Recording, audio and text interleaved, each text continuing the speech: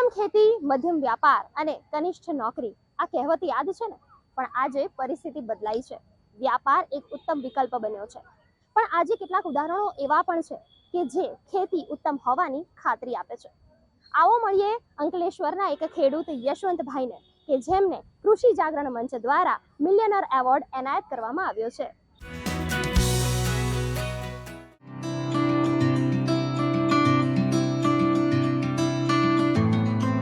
મેં શરૂઆત જ ખેતીથી કરી હતી.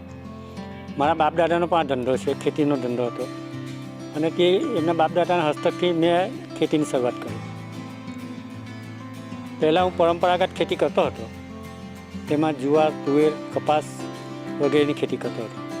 બાદમાં પાણીની સગવડ થવાથી મેં કેર અને ગન્નાની ખેતી ચાલુ કરી.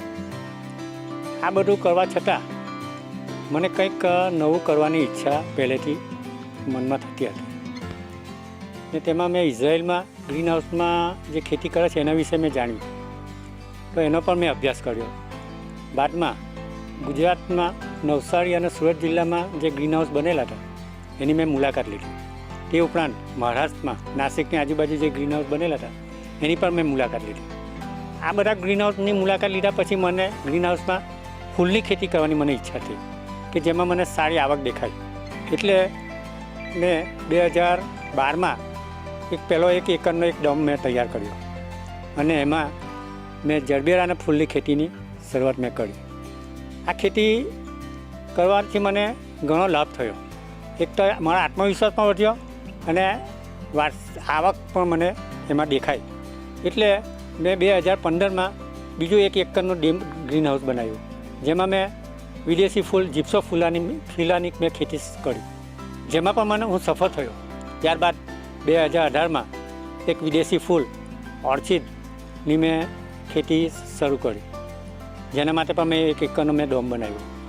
આ 3 ડોમમાં મારા ફૂલની ખેતી ચાલે છે.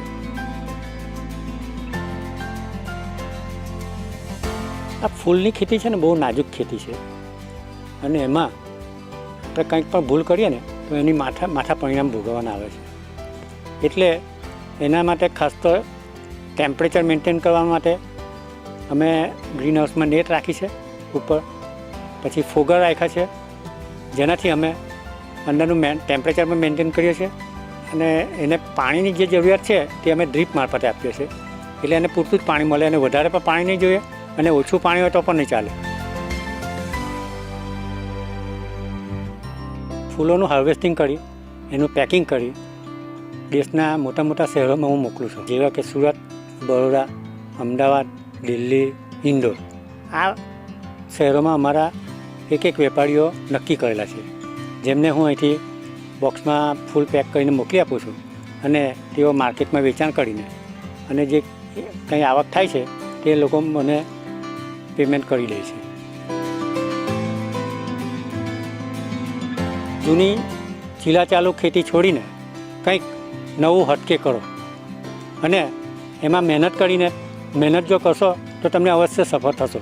તમે જે કંઈક નવું કરો છો ને તેમાં કેન્દ્ર સરકાર અને રાજ્ય સરકાર તરફથી સહાય મળે છે, જેનો પણ તમે લાભ મેળવી શકો છો અને રાજ્ય સરકાર તરફથી સલાહ પણ મળી રહી છે. ગુડ ન્યૂઝ ટીમ સાથે અંકલેશ્વરથી ગૌતમ પટેલનો રિપોર્ટ.